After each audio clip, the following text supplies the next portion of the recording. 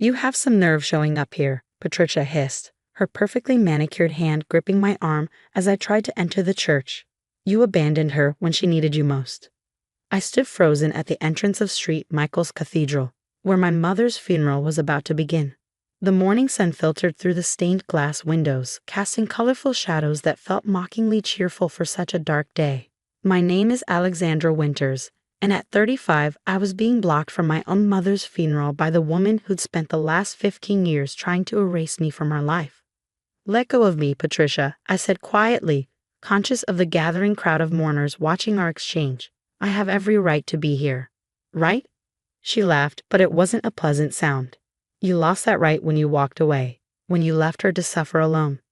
The truth burned in my throat, begging to be shouted. I hadn't walked away.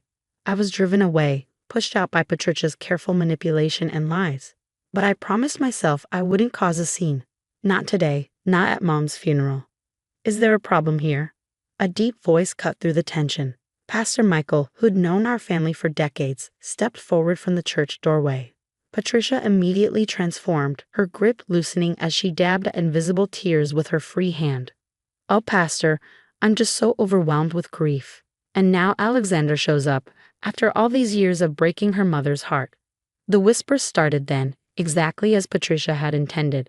I could see the judgmental glances from family friends and relatives who only knew the version of events she fed them over the years. She hasn't visited in 15 years. Didn't even call when Ellen was diagnosed. Such a disgrace. But Pastor Michael's kind eyes held mine steadily. He'd been there 15 years ago, though I doubted even he knew the full story. Alexandra, he said warmly, your mother would want you here. Please come in. I walked past Patricia, head held high despite the weight of disapproving stares. The church smelled of lilies and grief, the scent nearly overwhelming as I made my way down the aisle. My steps echoed in the hushed sanctuary, each one feeling like an accusation. The front pews were filled with Patricia's side of the family, the people who'd taken over my mother's life after she married Patricia's father, James, 12 years ago. They shifted uncomfortably as I passed, some turning away entirely. I took a seat in the back, where I could see my mother's casket surrounded by arrangements of her favorite white roses. A large photo of her stood nearby, one I'd never seen before. In it she was smiling, but it wasn't the bright, infectious smile I remembered from my childhood. This smile seemed dimmer, more resigned. Patricia took her place in the front row, leaning against my stepfather James, who hadn't even acknowledged my presence. She turned slightly, throwing a triumphant glance my way before whispering something to her daughter, Emma, who snickered in response. As Pastor Michael approached the podium, I closed my eyes, fighting back tears. The last time I'd seen Mom was through a hospital window 3 months ago. Patricia had convinced the staff I wasn't on the approved visitors list. By the time I'd sorted it out, Mom had been moved to a different facility. One Patricia refused to disclose. We are gathered here today to celebrate the life of Ellen Winters Crawford, Pastor Michael began, his voice gentle but firm. Before we begin the service, Ellen left something in my care. She was quite insistent that it be shared today. My eyes snapped open as he reached beneath the podium and withdrew a worn leather-bound book. Patricia sat up straighter, her spine stiffening visibly. Her diary, Pastor Michael explained, and these. He lifted a bundle of envelopes held together with a faded blue ribbon. Ellen wrote faithfully for 15 years, and she asked that I read selected passages today. That won't be necessary, Patricia interrupted, half rising from her seat. We should focus on the service. It was Ellen's explicit wish, Pastor Michael said firmly, opening the diary to a marked page, and we are here to honor her wishes. The silence in the church grew heavier as he cleared his throat.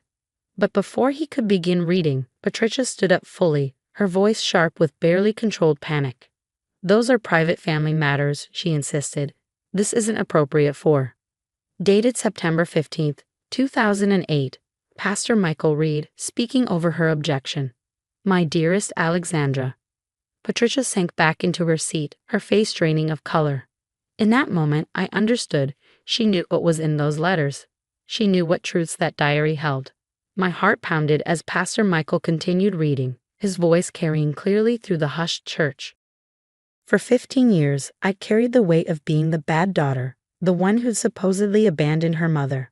But as the first letter unfurled in Pastor Michael's steady voice, I realized that finally, after all these years, the truth was about to come out. The congregation shifted uncomfortably, all eyes now moving between me and Patricia as Pastor Michael turned the page.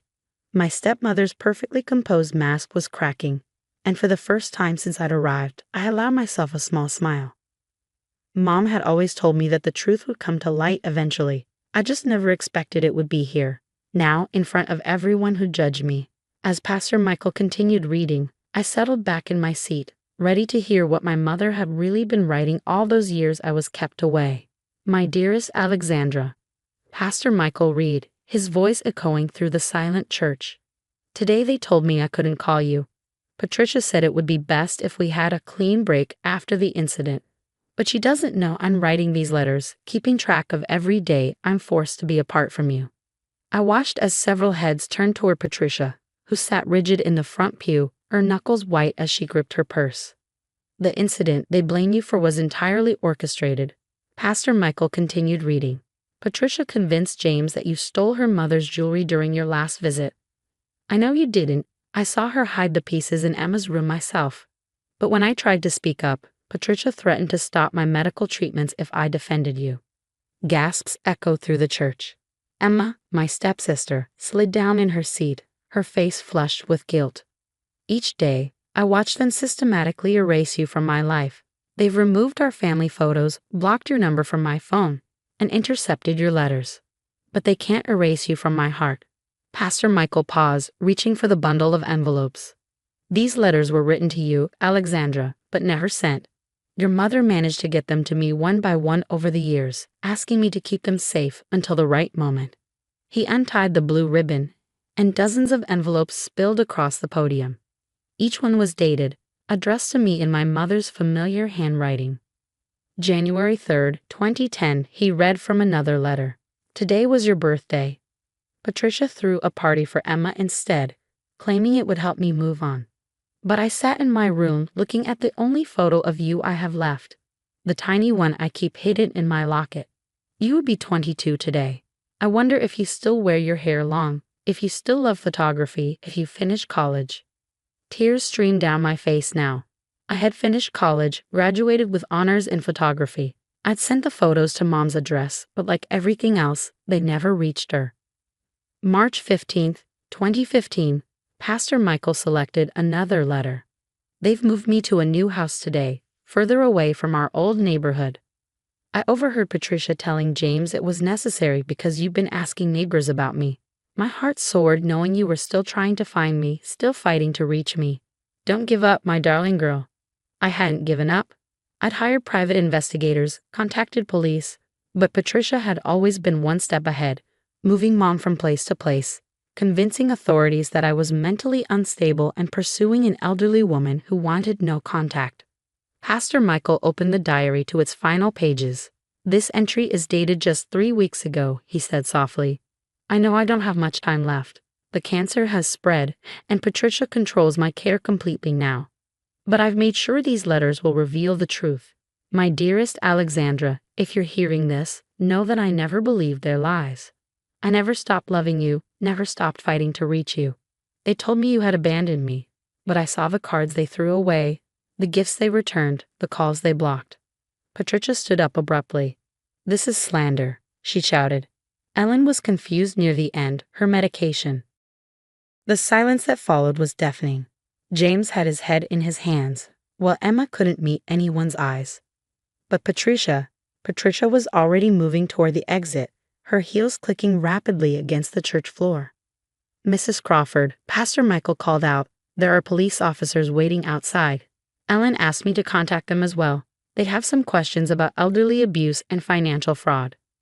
I stood up, my legs shaky but my voice strong. Patricia. She froze at the door. You couldn't erase me after all. Mom made sure of that. Through my tears, I saw Pastor Michael gathering the letters, handling them with the care they deserved. 15 years of my mother's love, hidden but never lost, finally coming to light.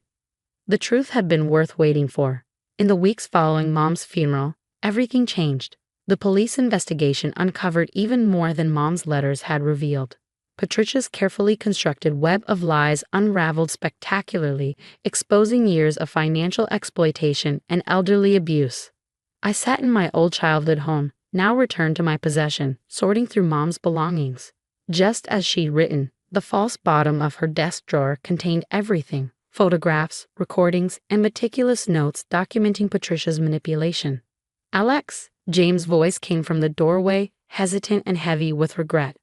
My stepfather had aged decades in the past few weeks, the weight of his willful ignorance finally catching up to him.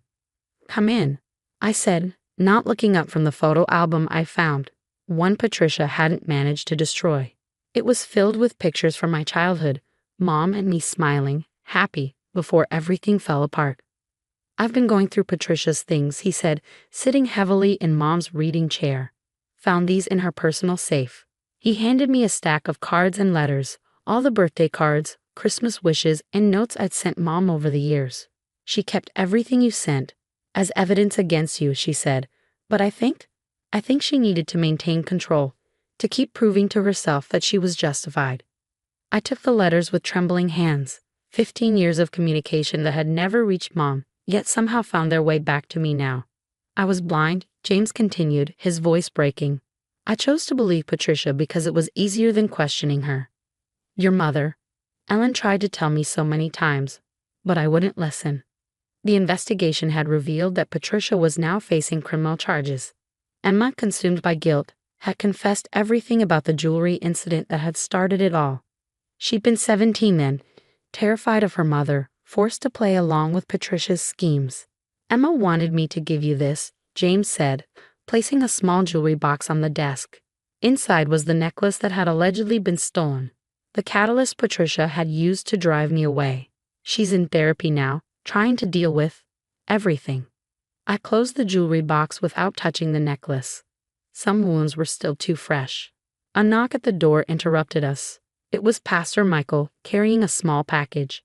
"I found this in the church office," he said. "Your mother left it there years ago, with instructions to give it to you after the letters were read." Inside was a simple leather-bound photo album. On the first page, Mom had written, "For Alexandra, all the moments I couldn't share with you." As I turned the pages, tears filled my eyes. Mom had documented everything. My graduation day, she'd been there, hidden in the crowd. Art exhibitions of my photography work, even the opening of my studio. She followed my life from afar, collecting newspaper clippings, photographs taken by friends, keeping track of every achievement Patricia had tried to dismiss. "She never gave up on you," Pastor Michael said softly. "Even when she couldn't reach you directly, she found ways to be part of your life." The final page held a recent photo of Mom in her hospital bed, smiling weakly but holding up a small sign. "I knew you'd make me proud." "The trust has been restored to you," James said, standing to leave. "It's not much compared to what was taken, but—" "It was never about the money," I interrupted. "It was about the truth, about Mom knowing I never abandoned her." After they left, I spent hours going through Mom's diary, reading entry after entry of her daily thoughts, her unwavering love, her constant fight against Patricia's control. Each word helped heal a piece of the pain I carried for 15 years. 3 months later, I opened an art gallery dedicated to Mom. The main exhibition featured photographs spanning 15 years, all the moments we'd missed together, alongside the moments she secretly witnessed. Patricia's sentencing was scheduled for the following week, but that felt less important now. Emma came to the opening night, keeping to the edges of the crowd, uncertain of her welcome. I found her staring at a photo of Mom from her college graduation, one I'd sent that had never been received. "She kept every article about your photography," Emma said quietly, "in a secret album under her mattress. I found it once, but I was too scared of Mom to say anything." I looked at my stepsister, seeing not the smirking teenager who'd helped frame me, but a fellow victim of Patricia's manipulation. "Mom wrote about you too," I told her. "She worried about you, living under Patricia's control. She hoped you'd find the strength to break free someday." Emma wiped away tears. "I'm so sorry, Alex, for everything." The final photograph in the exhibition was the one from Mom's hospital room, with her handwritten sign. Below it, I placed her diary, open to her last entry. "Love finds a way to survive, even in the darkest places. Alexandra, you were my light always." And now finally, everyone will know the truth. Standing there, surrounded by 15 years of moments both lost and found, I felt Mom's presence. She'd won in the end. Her letters had exposed the truth, her love had outlasted Patricia's lies, and her story had brought healing not just to me, but to everyone touched by her quiet strength. Some truths take time to come to light, but as Mom always believed, they're worth waiting for.